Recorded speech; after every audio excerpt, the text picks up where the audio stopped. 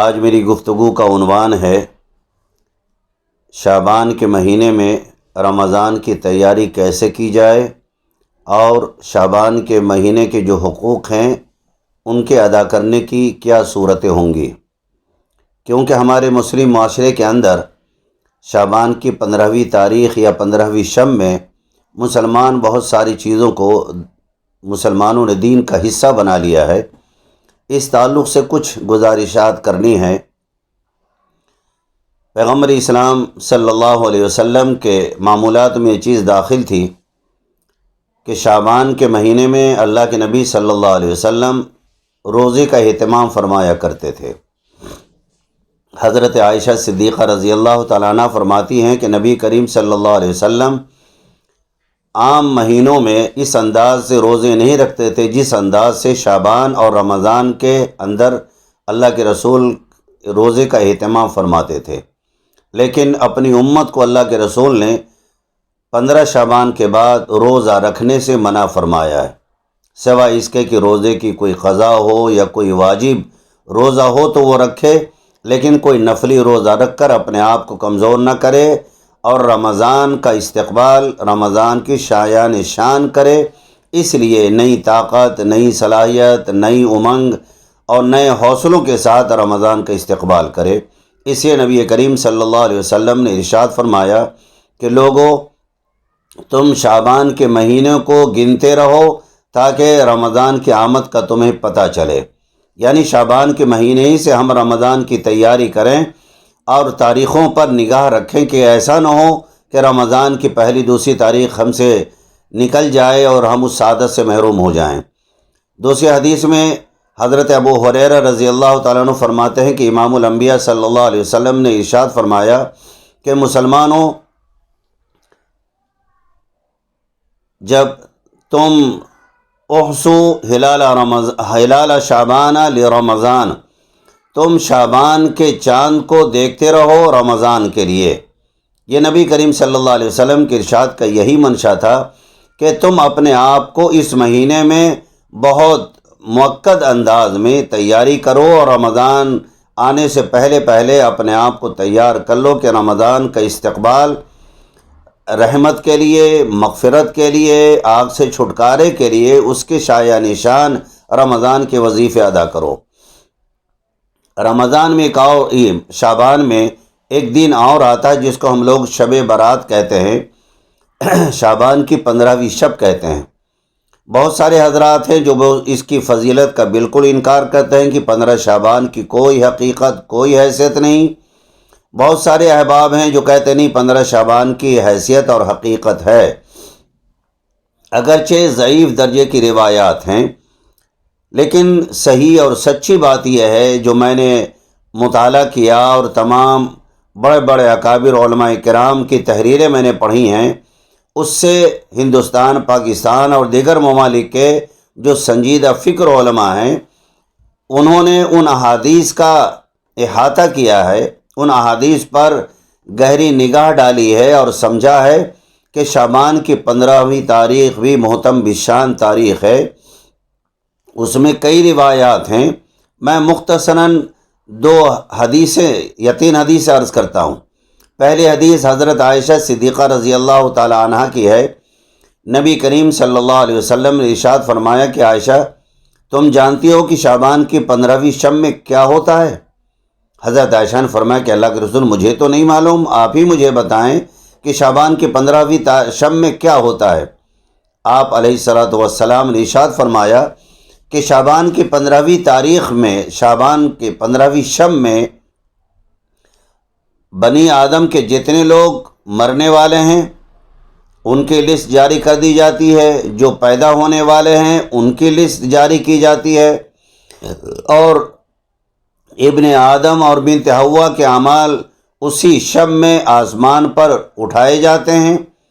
اور اسی شب میں بندوں کے لیے سال بھر کی روزی طے کی جاتی ہے۔ حضرت عائشہ صدیقہ رضی اللہ تعالیٰ عنہا نے اس کو سمجھا۔ آپ نے فرمایا کہ اس رات میں بنی آدم کی مغفرت بھی ہوتی ہے۔ دوسری حدیث مبارکہ حضرت ابو موسیٰ اشعری رضی اللہ تعالی عنہ ارشاد فرماتے ہیں کہ نبی کریم صلی اللہ علیہ وسلم نے ارشاد فرمایا کہ جب شعبان کی 15ویں شب آتی ہے تو اللہ تعالیٰ اپنی پوری مخلوق پر توجہ فرماتا ہے اور اپنے بندوں پر توجہ خاص فرماتا ہے، اور جو صاحب ایمان لوگ ہیں ان کی فیغفر لجمیع خلقی، اللہ تعالیٰ اپنی مخلوق کے وہ لوگ جو نیک صالحین ہیں، بندے ہیں اور بندیاں ہیں، ان کی مغفرت فرماتے ہیں، الا لمشرکین او مشاہین، سوائے مشرک کے اور مشاہین کے۔ یعنی شعبان کی 15ویں شب میں اللہ تعالیٰ تمام مومنین مومنات کے گناہوں کو معاف فرماتا ہے، لیکن مومنین میں کچھ ایسے بھی بد کردار لوگ ہیں کہ جن کی مغفرت اس شب میں بھی نہیں ہوتی۔ وہ شعبان کی 15ویں تاریخ ہے، 15ویں شب ہے، جہاں ہر ایک کی مغفرت ہوتی ہے، لیکن یہ دو مجرم، ایک تو وہ مشرک، اگر کسی نے اللہ کی ذات میں، اللہ کی صفات میں، اللہ کے حقوق میں اور اللہ کی بندگی میں کسی کو شریک کیا ہے تو ایسے مشرک کی مغفرت اس رات میں نہیں ہوتی۔ اور دوسرے وہ لوگ کہ جو مشاہین ہیں، جن کے دل میں دوسروں کی طرف سے کینہ ہے، کپٹ ہے، حسد ہے، بغض ہے، عناد ہے، دشمنی ہے، یعنی جو گندے دل ہیں دوسروں کی طرف سے، اللہ تعالیٰ اس کی بھی اس رات میں مغفرت نہیں فرماتا ہے۔ تو خلاصہ کلام کیا نکلا کہ اس رات میں اگر دل میں کسی کی طرف سے کوئی گندگی ہے تو اس کو پہلے ہی صاف کر کے ختم کر دو، تاکہ تمہارے لیے بخشش کا ذریعہ آسان ہو جائے، رب العالمین کی مغفرت کی چادر میں تم بھی داخل ہو جاؤ، ہم بھی داخل ہو جائیں۔ شرک سے توبہ کر لو اس رات کے آنے سے پہلے۔ اگر کسی بزرگ کو اور کسی ولی کو فلاں کو اللہ کے برابر شریک کر لیا ہے تو توبہ کرو اس سے۔ لا شریک لک، اے اللہ تیرا کوئی شریک نہیں ہے، تو اکیلا ہے اپنی ذات میں، صفات میں، حقوق میں، اختیار میں، تیرا کوئی ساجی ساتھی نہیں۔ ولم یکن لہ کفوا احد، اے اللہ کوئی تیرا شریک نہیں ہے، کوئی تیرا پارٹنر نہیں ہے، تیری حیثیت کا دنیا میں کوئی ہے ہی نہیں، بالکل انکار کر دو، لا شریک لک۔ تو انشاءاللہ شرک سے جب توبہ کر لیں گے تو مغفرت کے حقدار بن جائیں گے۔ دل کی بیماری، دل کی گندگی یعنی کدورت، حسد، بغض، عناد، دشمنی، یہ جتنی گندگی ہے جس سے دل گندا ہوتا ہے، اس گندگی کو بھی دور کر لیں، دوسروں کی طرف سے معاف کر دیں، آپ اس کو معاف کر دیں۔ اگر آپ نے اس پر کچھ زیادتی کی ہے، دشمنی چل رہی، تو آپ معافی مانگ لیں، امید ہے اللہ کی ذات سے کہ اللہ تعالیٰ آپ پر رحم فرمائے گا۔ تو یہ دو حدیثیں ہو گئی، اور تیسری حدیث حضرت علی کرم اللہ وجہہ کی ہے۔ ظاہر بات ہے یہ وہ صحابہ اور صحابیات ہیں، ایک تو ازواج مطہرات میں حضرت عائشہ ہیں، حضور کی طرف غلط بات کی نسبت نہیں کریں گی، کیونکہ اللہ کے نبی نے فرمایا ہے کہ اگر کسی نے میری طرف کسی بات کی نسبت کی ہو جو بات میں نے نہیں کہی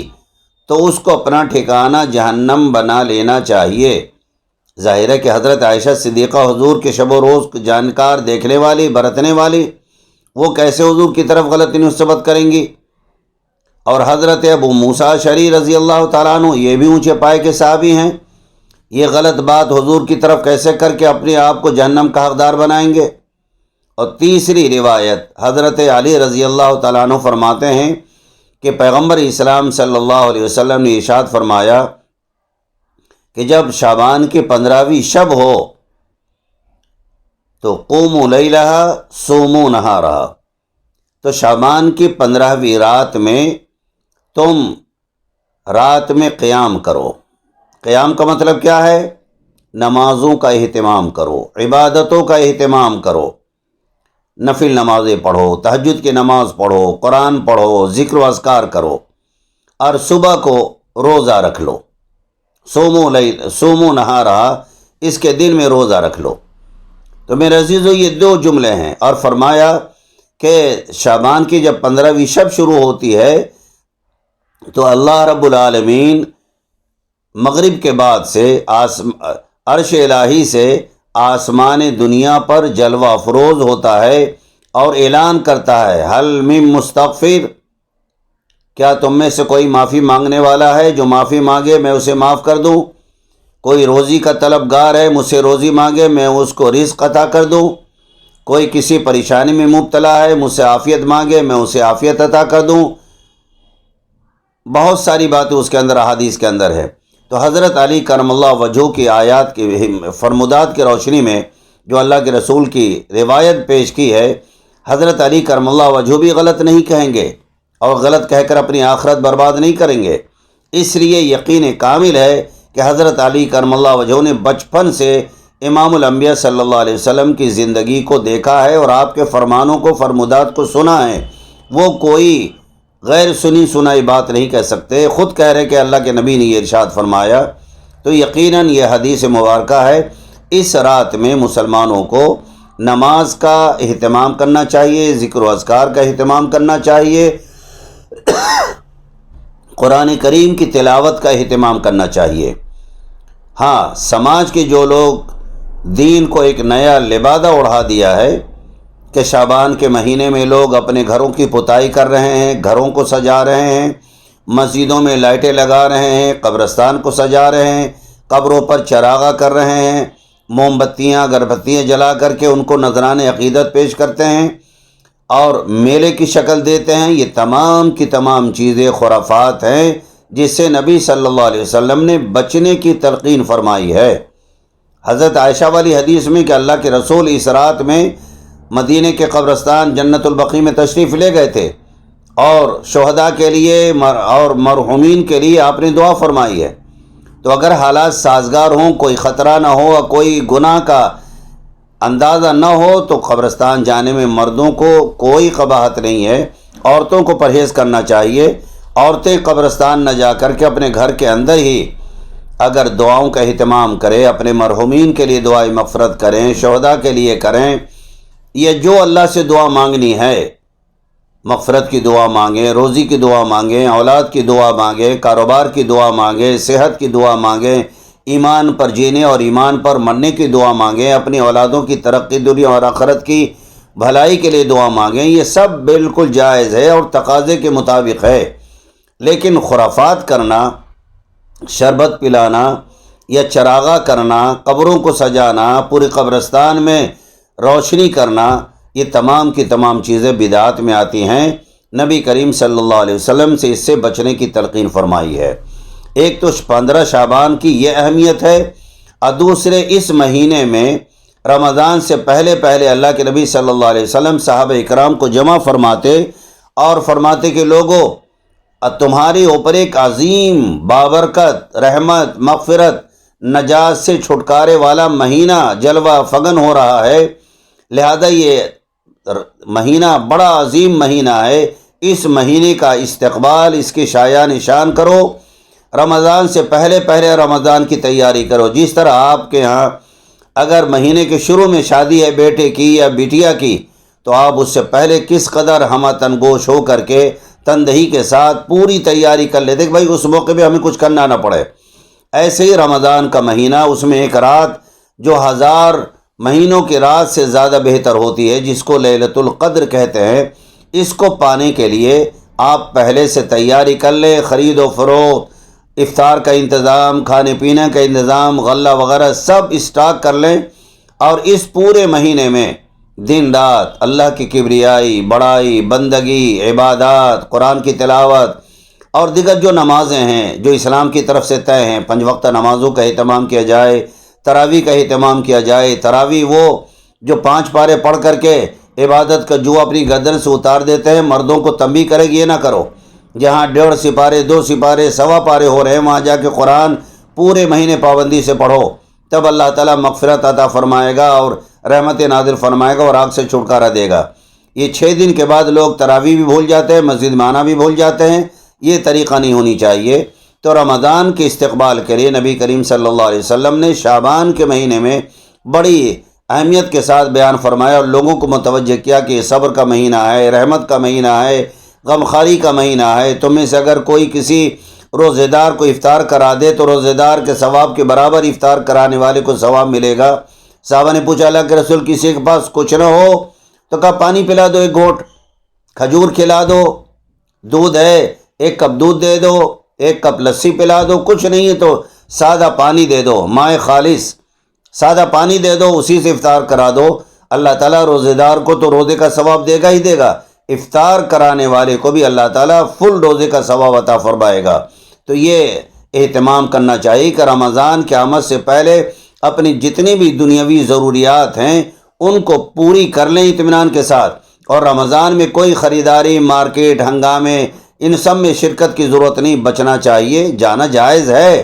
رمضان میں خریداری کوئی دن میں رات میں حرام نہیں ہے، لیکن رمضان کی جو سعادت فضیلت ہے اس کو پانے کے لیے تمام جھمیلوں سے اپنے آپ کو آزاد کر لیں۔ اس انداز میں اگر رمضان کا استقبال کریں گے تو یہ سنت کے مطابق استقبال ہوگا، اور امید ہے کہ ایک سنت کو زندہ کریں گے تو انشاءاللہ آپ کی زندگی میں برکتیں آئیں گی اور اللہ کی رحمتوں کا نزول ہوگا، اور آخرت میں اللہ تعالیٰ آپ کے درجات کو بلند فرمائے گا۔ تمام ناظرین سے میری گزارش ہے کہ رمضان کو اس کے شایان نشان اس کا استقبال کریں، اہتمام کریں، عبادتوں کا اہتمام کریں، اور تمام گناہوں سے، برائیوں سے اپنے آپ کو بچائیں، اپنے گھر والوں کو بچائیں، اور سلام کو عام کریں۔ رسول محترم کا فرمان ہے کہ مسلمانوں